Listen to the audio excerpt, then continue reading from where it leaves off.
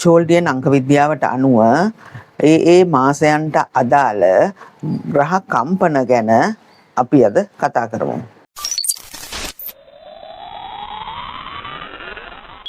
අයිබෝවන්, මම ප්‍රවීණ ජ්‍යොතිර්වේදිනී හා අංක විද්‍යාවේදිනී ලක්ෂි පුෂ්පලතා පෙරේරා. අපි අද කතා කරමු ජනවාරි මාසය. සෙනසුරුගේ මාසයක්.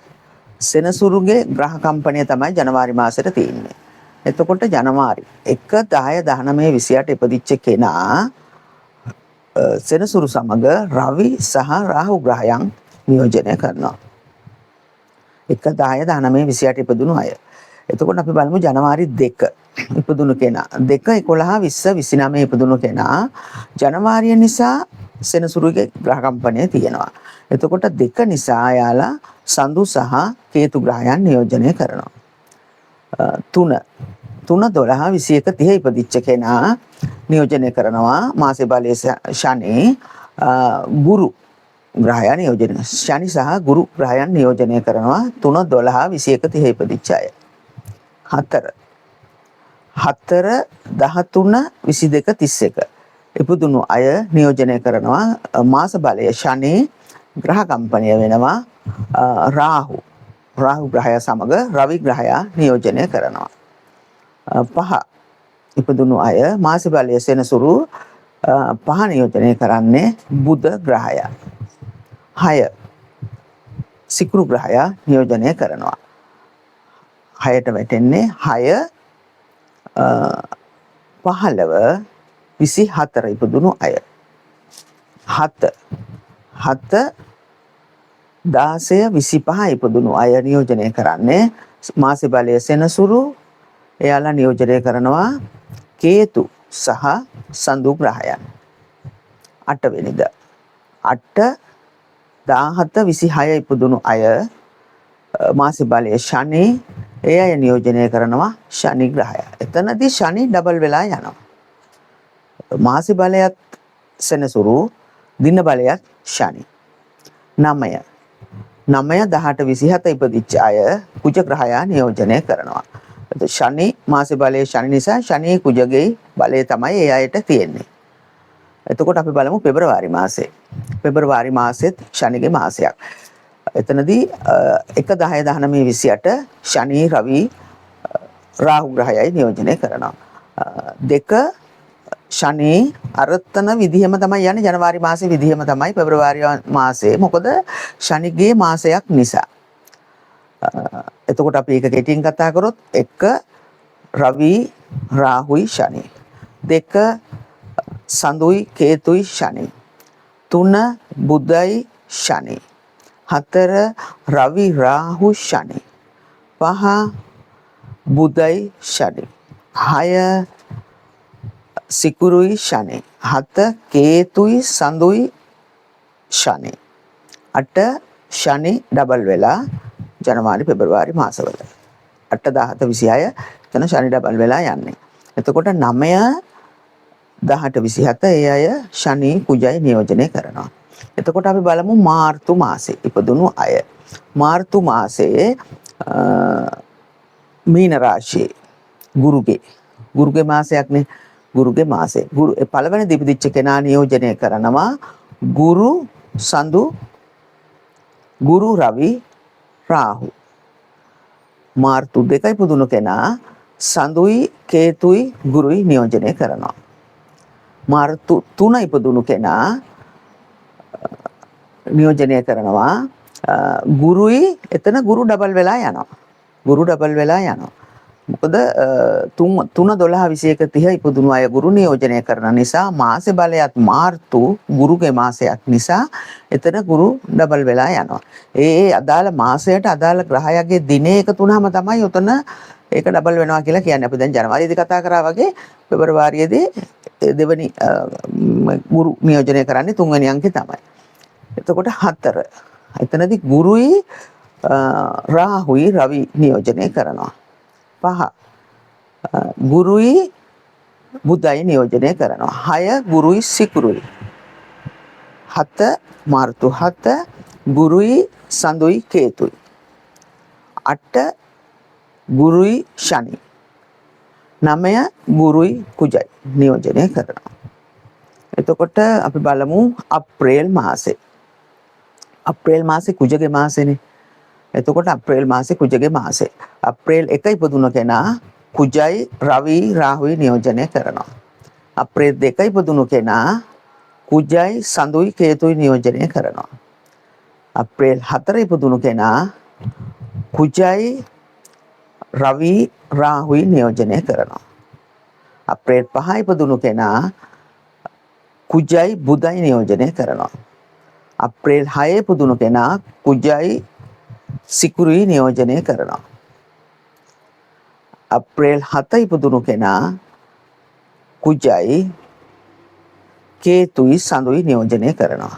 අප්‍රේල් 8 ඉපදුණු කෙනා කුජයි ශනි නියෝජනය කරනවා. අප්‍රේල් 9 ඉපදුණු කෙනා කුජ ඩබල් වෙලා යනවා. මොකද කුජගේ මාසේ තමයි අප්‍රේල් මාසේ දිනයක් 9 කියන්නේ කුජගේ දිනේ. එතකොට කුජ ඩබල් වෙලා එතනදී යනවා. එතකොට අපි දැන් කතා කරමු මැයි මාසේ. මැයි මාසේ වෘෂභයට අයිති සිකුරුගේ මාසේ. එතකොට සිකුරුගේ අය 1 10 19 28 මම ඔය කෙටියෙන් කියන්න එක කියලා. එතකොට ඒ අය අදාළයි දැනගන්න ඕන. මැයි මාසේ සිකුරුයි රවි රාහුයි එක. දෙවනිදා සිකුරුයි සඳුයි කේතුයි නියෝජනය කරනවා. තුන්වැනිදා සිකුරුයි ගුරුයි නියෝජනය කරනවා. 4 සිකුරුයි රවි රාහුයි නියෝජනය කරනවා. 5 සිකුරුයි බුධයි. 6 සිකුරුයි මාස බලයත් සිකුරු දින බලයත් සිකුරු ඩබල් වෙලා යනවා.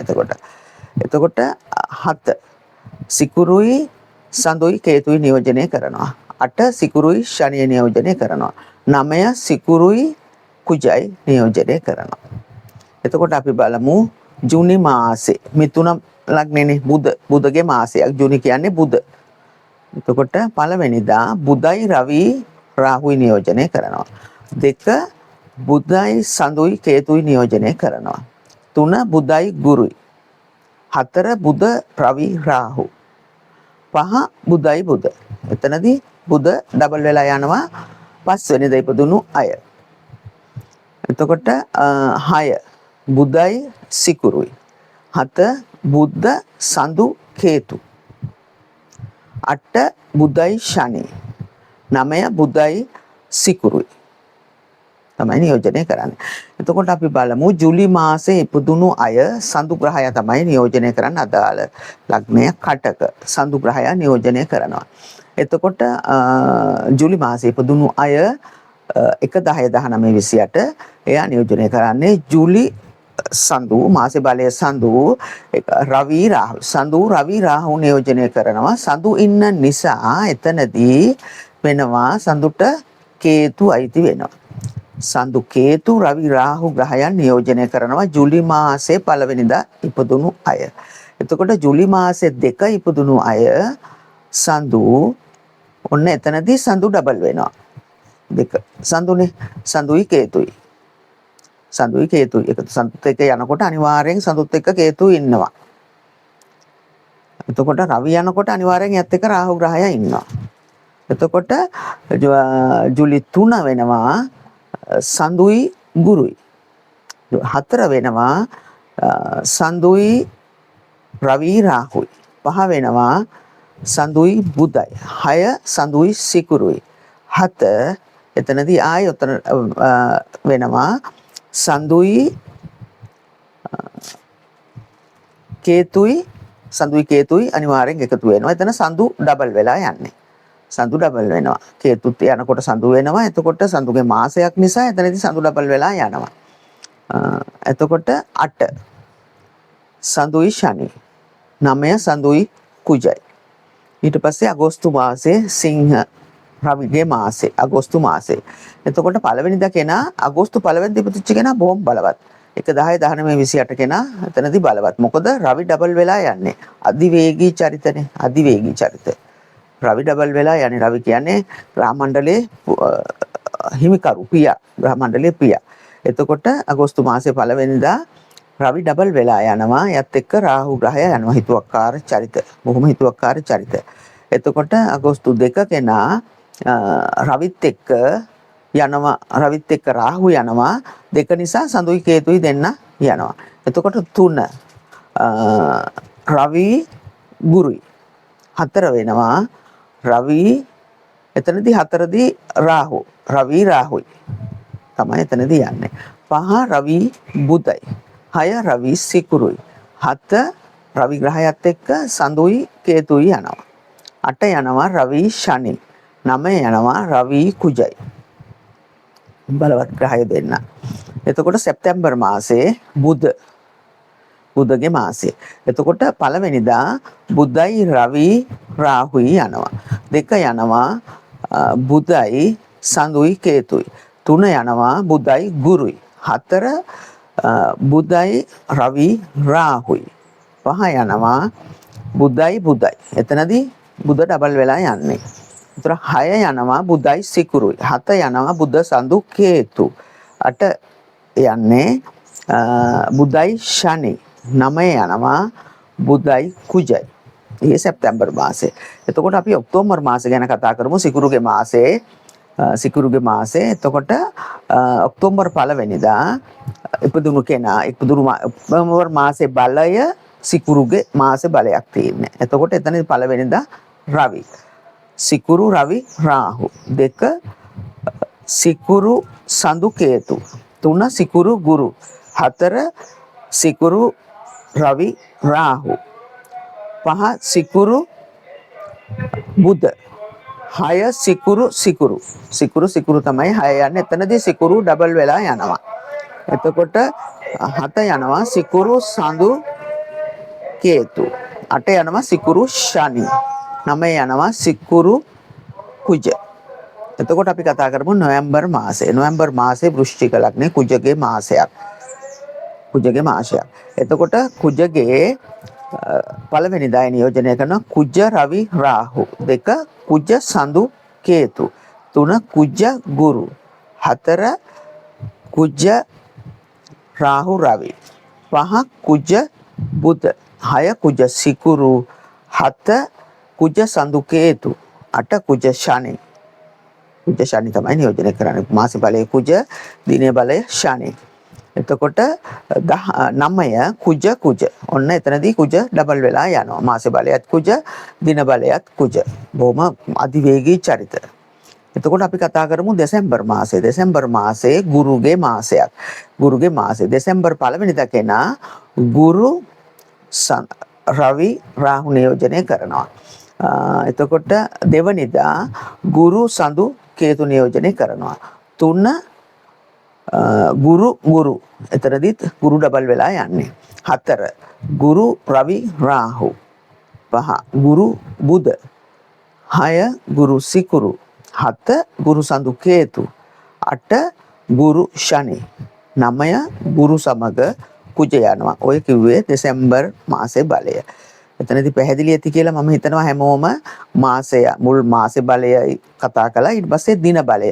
ඒ අනුව තමයි කෙනෙකුගේ ජීවිතය විග්‍රහ කරන්න පුළුවන්. නියෝජනය කරන ග්‍රහයන් අනුව එයාලගේ බල දුබලතාවයේ මන්දගාමී ගතිය, ඒගොල්ලන්ගේ ප්‍රබෝධමත් ගතිය, ඉදිරියට යෑමේ ශක්තිය, ඔය හැම දෙයක්ම නියෝජනය කරනවා ඔය අංක. උතනදී කොටස් වශයෙන් මම කතා කරගෙන යන්නේ. දැන් මාස 12ම අපි කතා කළා මේ වෙලාවේ.